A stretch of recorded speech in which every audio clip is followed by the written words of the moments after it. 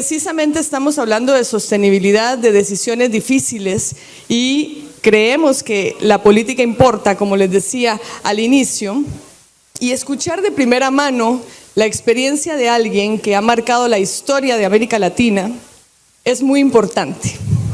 Por ejemplo, yo aquí tengo su libro en la edición de bolsillo, suelo decirle, de cómo dolarizó el Ecuador, una de las decisiones más importantes que tomó el presidente Mahuad, sigue vigente hoy en día con la dolarización del Ecuador, la lucha también por la preservación ambiental que nos convoca esta mañana y entre muchas de las decisiones difíciles, haber puesto fin a uno de los conflictos históricos más fuertes de América Latina al contribuir y a liderar el proceso de paz entre Ecuador y Perú.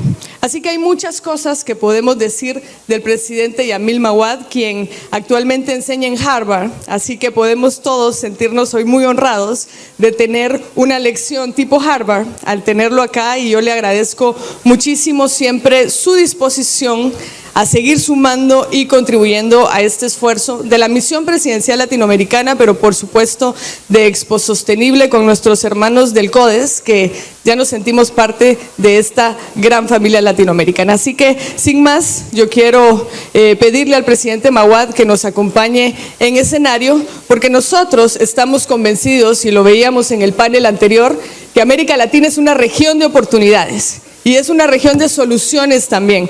Yo quisiera que veamos todo, no con los ojos cerrados ante la realidad, sino con una visión más optimista, porque como decía Dante Liano, un escritor guatemalteco, y yo lo extrapolo para toda la región, a veces pareciera que tenemos una especie de autoestima al revés.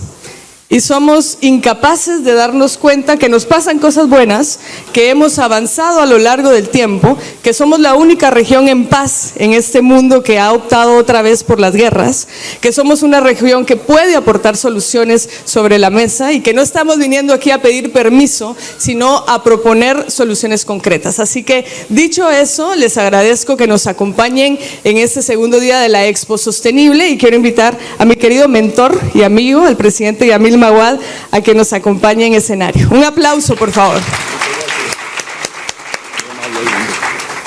Muchas gracias.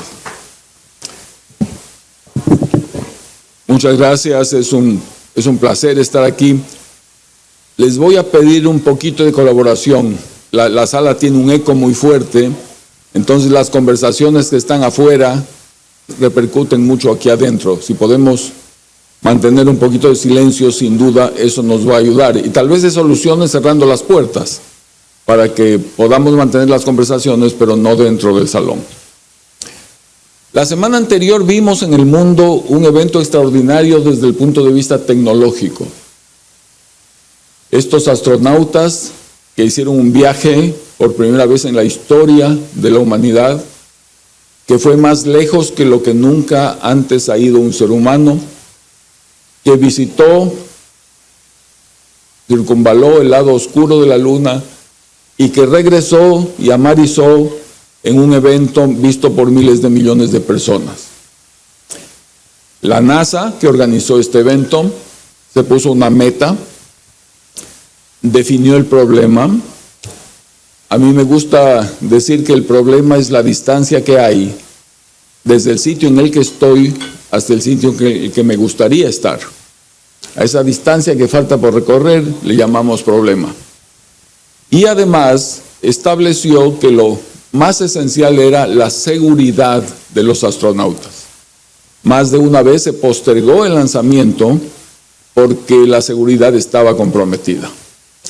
Al mismo tiempo que los astronautas hacían eso, en una importante escuela de negocios de una importante universidad, un profesor presentaba un caso para educación de ejecutivos, de gerentes de empresas, sobre cómo tomar decisiones. Y el caso simulado era simple.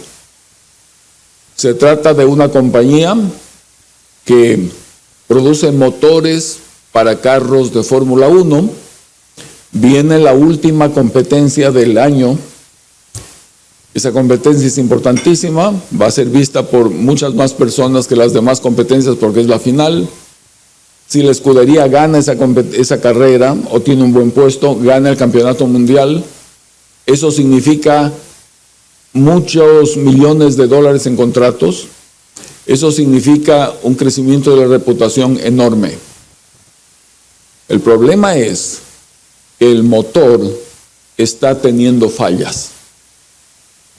Hay unas junturas que técnicamente no cierran como deberían cerrar. Y entonces los expertos dicen que hay un riesgo en participar en la carrera. El riesgo es que el motor falle y se reviente frente a todo el mundo, con lo cual la oportunidad de tener todo lo que les dije se convierte en un deterioro de imagen. Se revienta el motor, se pierde la carrera, se demuestra que no son técnicamente viables, etc.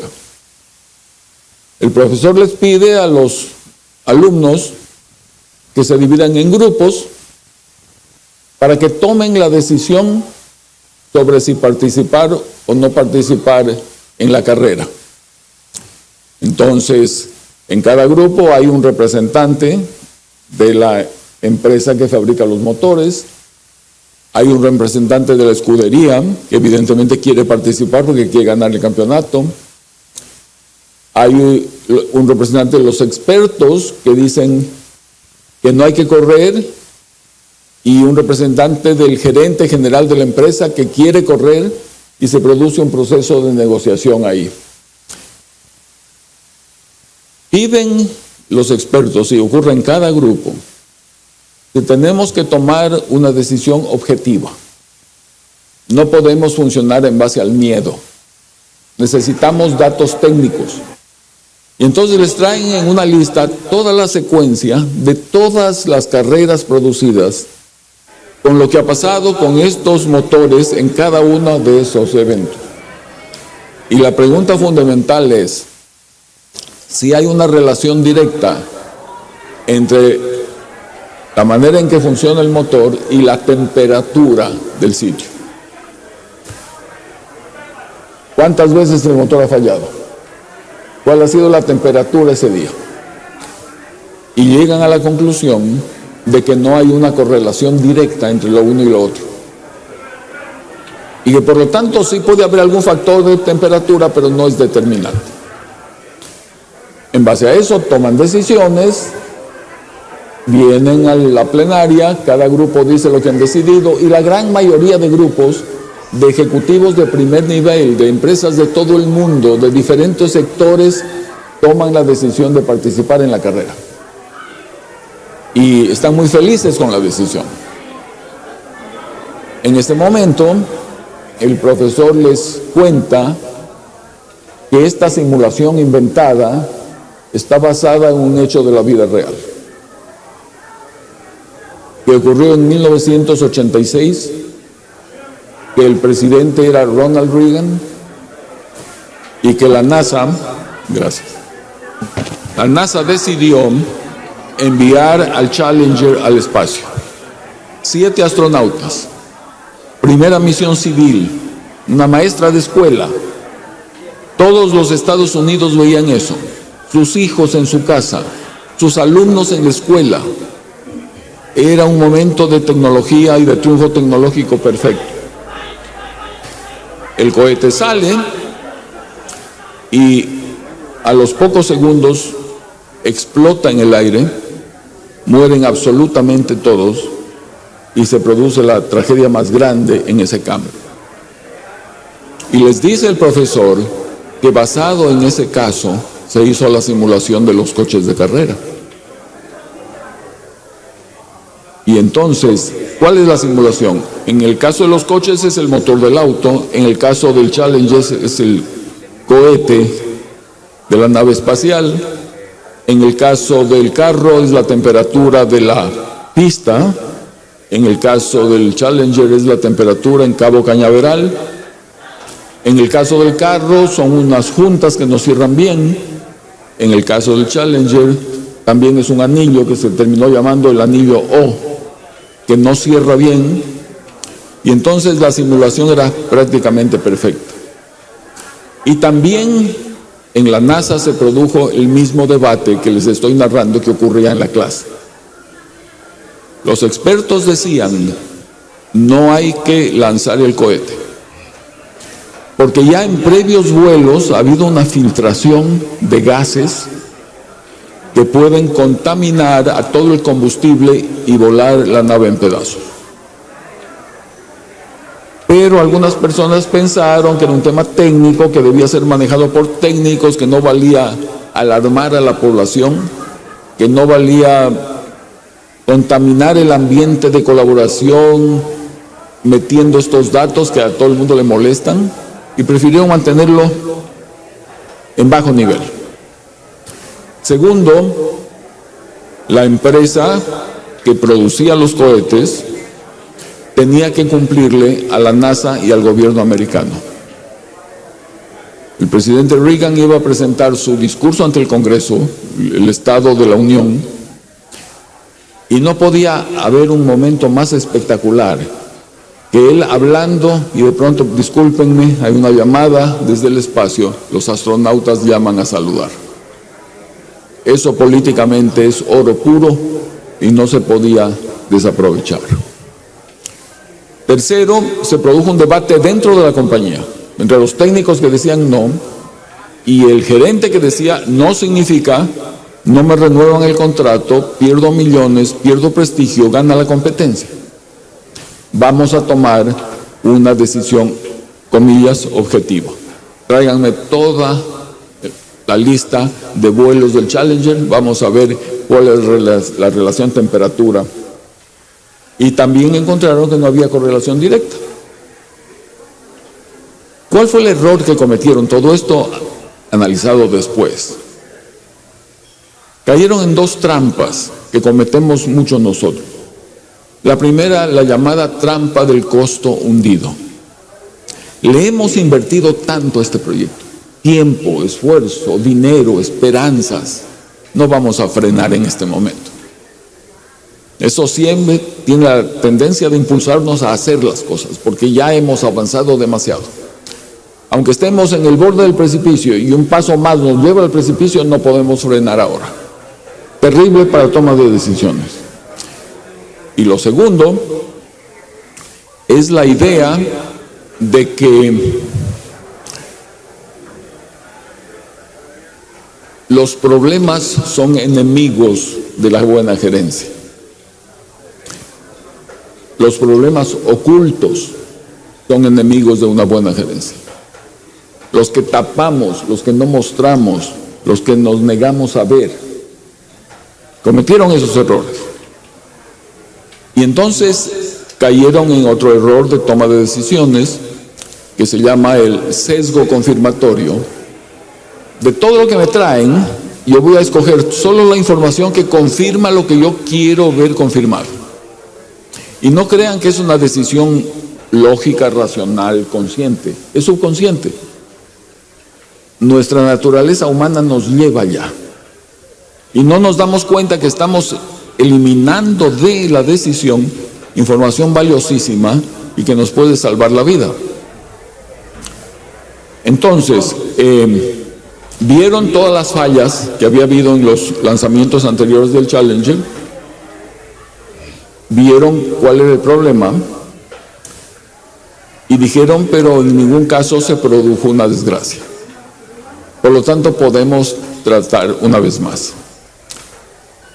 Lo que no vieron, que estaba en la información que recibieron, era simplemente otra perspectiva, es que nunca hubo un vuelo sin problemas y hubiese sido lanzado con una temperatura inferior a 18 grados centígrados. Y ese día en Cabo Cañaveral la temperatura era menos 1 grado bajo cero. Por lo tanto, las posibilidades de que fracasara el Challenger eran 100%. Y sin embargo lo hicieron. Y ya sabemos la historia. Y la cliente, la Casa Blanca, ¿quién le dice que no a la Casa Blanca? A la NASA. El único cliente, el proveedor necesita estar en buenas relaciones y además tenían un objetivo muy claro. Ahora, ¿cuáles son las lecciones que se pueden sacar de ahí? Y voy a tomar de varios autores que han influido mucho en mi manera de pensar a lo largo de los años. Primero, seguramente ustedes han oído hablar de Peter Drucker. Él fue considerado el gurú de las empresas privadas y de la buena gestión en el campo privado. Y Drucker hizo un estudio muy importante en la época en que Japón era la nueva nación cuya producción industrial, etcétera, tomaba el primer punto en el mundo y se decía que iba a superar a Estados Unidos y dejarlo atrás, etcétera. Y él encuentra una cosa sumamente valiosa. Primero, que en el del 100% que hay para analizar un problema, la gente usa el 80% en entender el problema, en estudiar el problema, en descomponer el problema en sus elementos, y solo el 20% en buscarle una solución al problema. Y en Occidente hacemos exactamente lo contrario. 20% en analizar el problema y 80% en buscarle solución. ¿Cuál es la ventaja del primer método?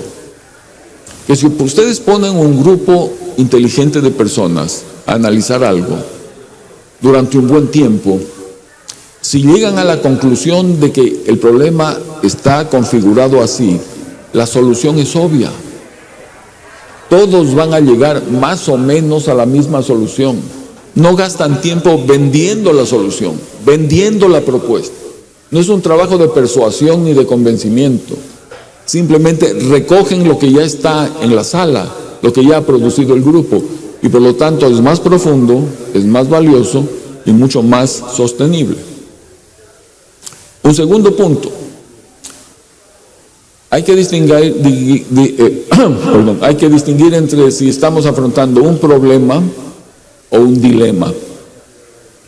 Y aquí tomo una definición de dilema de Alan Watts. Un dilema es un problema que no puede ser resuelto sin crear otro problema. Nada es gratis. Todo tiene costos y beneficios. Y hay que convivir con eso. Las soluciones perfectas no existen. Hay buenas, hay mejores, no hay perfectas. Y un poco poniendo una puntada más a lo que decía Fabián en el panel anterior, ¿cuál es la mejor dieta? La que se hace, la que la cumplimos.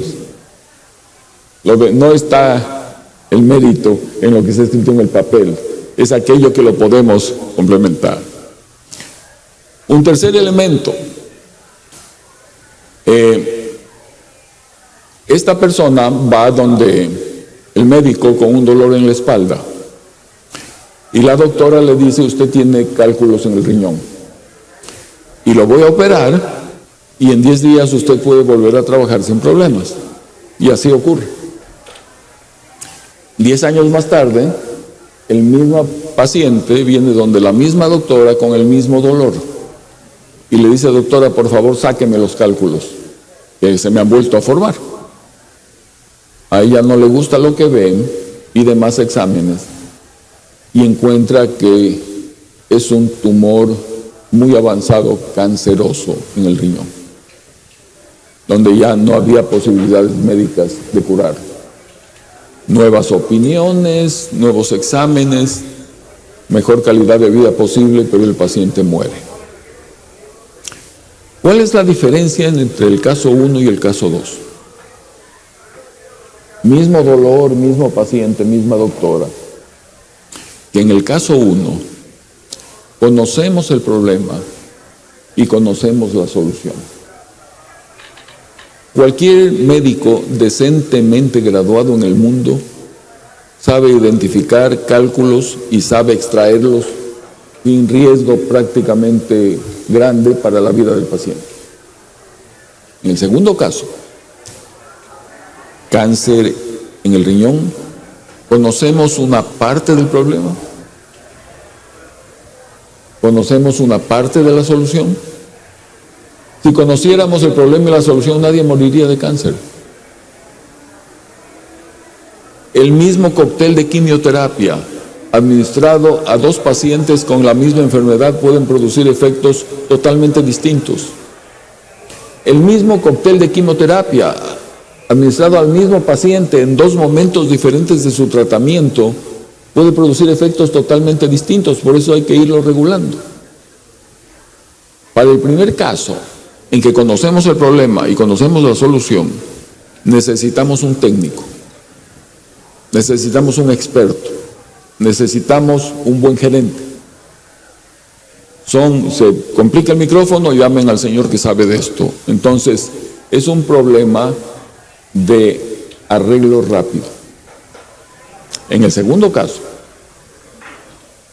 en donde la doctora tiene que chequear al paciente y a la familia del paciente y tiene que proponer un cambio de estilo de vida, y hay tal cantidad de elementos que no están presentes en el primero, no necesitamos un técnico, necesitamos un líder, que es una cualidad totalmente distinta.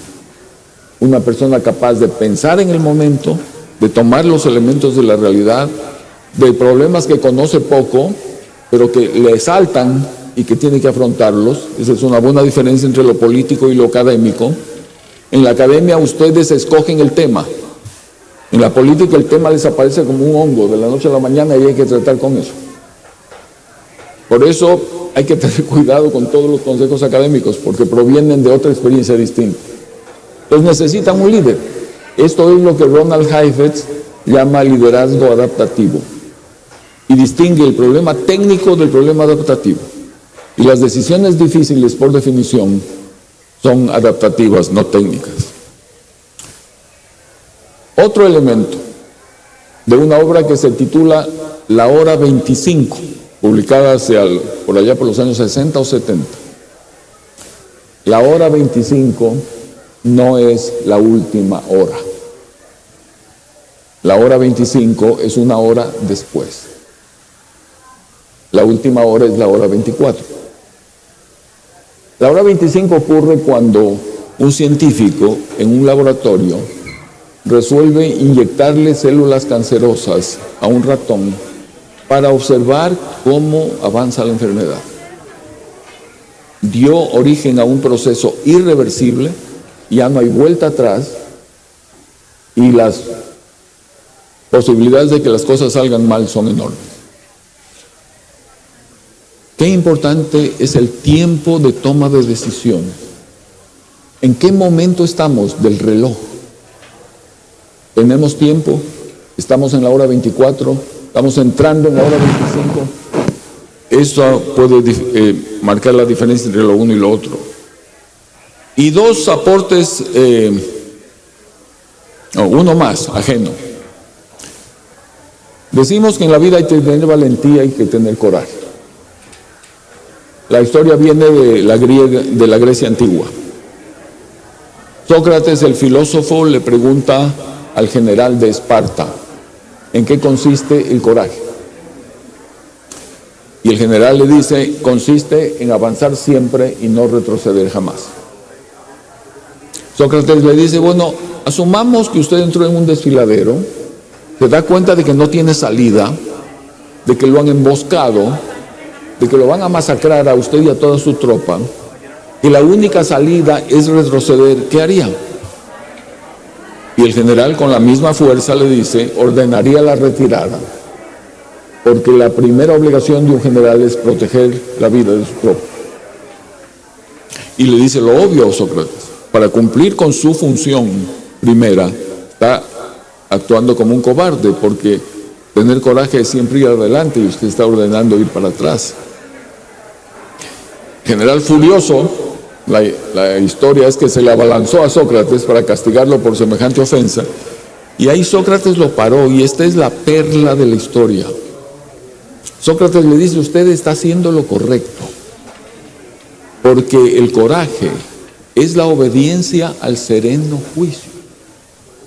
Es una maravilla. La valentía consiste en la obediencia al sereno juicio. Y el sereno juicio es mucho más que cálculo racional. Tenemos 4 cuerpos: cuerpo físico, cuerpo racional, cuerpo emocional y cuerpo energético. Vivimos enviando energía a los demás. Cuando tomamos en cuenta los 4 cuerpos, los oímos y de ahí extraemos una conclusión, eso es un sereno juicio. ¿Y por qué hace falta coraje? Porque cuando encuentren lo que hay que hacer, lo correcto, se dan cuenta del precio que van a pagar por hacerlo. Y ahí necesitan el coraje para ejecutarlo. Porque cuántas decisiones correctas jamás se implementaron por el miedo a las consecuencias de quien debía implementarlo. A eso sumo yo un granito de arena. Esta última no viene de otro autor, es mía. Toda política pública sostenible, es decir, que puede ser tomada por el gobierno A, seguida por el gobierno B, el C, el D, etcétera, es como una mesa de 3 patas. Necesita 3 elementos claves. Una, tiene que ser técnicamente correcta. Hay que hacer los deberes. Hay que tomar en cuenta todos los elementos. Ese es un tema de expertos. Todo lo que escuchamos en el panel son elementos que hay que considerar. Si la decisión es económica, ministros de finanzas, bancos centrales, etcétera. Pero segundo, tiene que ser socialmente aceptada. No se puede implementar una política pública que vaya en contra del sentimiento social, de la cultura de un país. Hay que ajustarla para que calce, porque de lo contrario la propia población vota en contra y no se puede avanzar. Y la tercera, tiene que ser políticamente viable. Necesitan ustedes alianzas, pactos, acuerdos para avanzar en un proyecto en el tiempo, porque si no en la siguiente elección el que viene cambia todo lo que hizo el anterior y ahí se queda. ¿Cómo aplicamos esto a un caso personal que tuvo la bondad Olinda de mencionar en su introducción? La dolarización del Ecuador. ¿En qué se parece con el caso de la NASA? ¿Cuál es el escenario? Ecuador perdió prácticamente todas sus exportaciones por 2 fenómenos en los cuales ni el país ni el gobierno podía hacer nada para evitarlos. El fenómeno del Niño, que nos destruyó el camarón, el banano y la pesca, y la caída del precio internacional del petróleo a $7 por barril, principal producto de exportación del Ecuador. Pero el Ecuador estaba en el peor de los mundos, porque el petróleo era fundamental para mi país, pero mi país no era fundamental para el mercado del petróleo. Nuestra producción es demasiado pequeña. Entonces tomábamos los precios que el mercado del petróleo establecía. Distinto en banano, distinto en camarón, ahí éramos productores importantes. Y esos 4 productos representaban el 81% de las exportaciones del país. Y se cayeron juntas todos en pocos meses.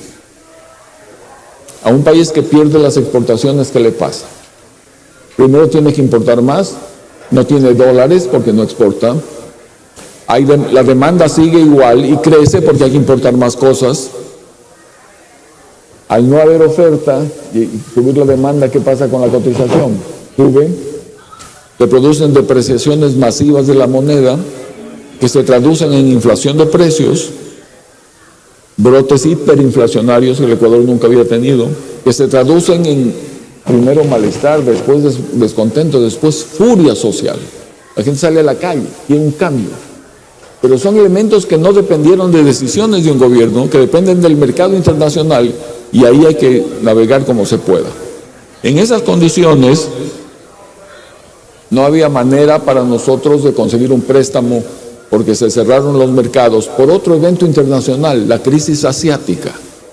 Países como Tailandia, Malasia, Indonesia, que eran perfectos para invertir porque cero riesgo político y al mismo tiempo muy buenos rendimientos económicos, se convirtieron en riesgo. Y la gente empezó a retirar el dinero. Y si eso ocurría con Asia, imagínense cómo no iba a ocurrir con América Latina. Entonces, en el peor momento, no pudimos tener acceso a ningún crédito.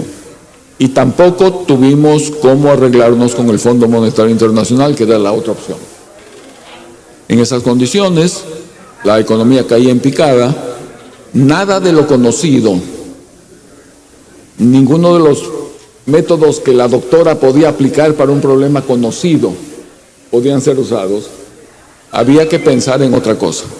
Y empezamos a analizar la posibilidad de cambiar la moneda, de sacrificar la moneda nacional, el sucre, y adoptar el dólar como la moneda de nuestro país. Primera pata técnica. Hicimos todos los estudios necesarios. Segunda pata social. La gente, sobre todo había una inmigración grande que enviaba remesas y la gente tomaba las remesas en dólares. O sea, la población ya estaba acostumbrada a manejar dólares. No toda, no el 100%, pero una buena mayoría. Faltaba la pata política. Y sin la pata política no se podía avanzar. 3 patas que tienen que estar ahí. No basta con que haya una o dos. Si es una mesa con 2 patas largas y le falta la tercera, se cae. Y la tercera es la política. Entonces, nos demoramos más de la cuenta hasta que por fin se produjo un acuerdo en el Congreso. Imagínense un país con todas las leyes para funcionar en su moneda local que de pronto adopta otra moneda. Tiene que cambiar decenas de leyes en el Congreso. ¿Cómo lo hacen en democracia si es que no tienen los votos ahí? Entonces, todo eso lo hicimos y ese es un ejemplo de decisión difícil, sostenible, porque sigue hasta hoy con 95 o 96% de apoyo de la población ecuatoriana. Nos pareció tan importante el evento que publicamos este libro. Es el primer país en el mundo que hizo eso. Es muy lindo ser el número 1 en el mundo y tienen varios problemas ser el número 1 en el mundo. No tienen de quién aprender, no tienen a dónde preguntar, porque no hay antecedentes. Así que esas son las lecciones que yo he aprendido en la academia, en la vida práctica, que quería compartir con ustedes. Y por último, no hay manera de que estas cosas avancen si no tienen una persona a cargo que sea como el campeón de una buena idea o de una buena iniciativa. Un muy importante político inglés visitó Nueva York en mediados del siglo XX. Como era inglés, al cruzar la calle miró para el lado equivocado. No se dio cuenta de que venía un carro, el carro lo golpeó, quedó muy mal herido, fue al hospital, estuvo algunas semanas ahí. Al final se recuperó. En otro evento, en Florida, un muy importante político de los Estados Unidos iba en un carro convertible, vino una persona con un arma, disparó, no lo impactó a él, impactó a la persona que estaba al lado y lo mató. ¿Sería el mundo diferente, sí o no, si sabemos los nombres de estas dos personas? El primero se llama Winston Churchill y el segundo se llama Franklin Roosevelt. ¿Tendríamos el mundo actual, todo lo que pasó, sin Churchill y sin Roosevelt? Esa es la importancia del liderazgo. Y los grandes proyectos necesitan grandes líderes. Y tenemos esta convención ahora en Santo Domingo, en República Dominicana. Lo que yo más admiro de Cristóbal Colón no es que haya descubierto, encontrado un nuevo mundo. Lo que más admiro es que se lanzó a buscarlo, animado por su fe en una idea. Y esa es la idea de ustedes que hay que apoyar y a la que le deseo el mejor de los éxitos. Muchas gracias. Muchas gracias. Muchas gracias. Bravo. Gracias. Muchas gracias.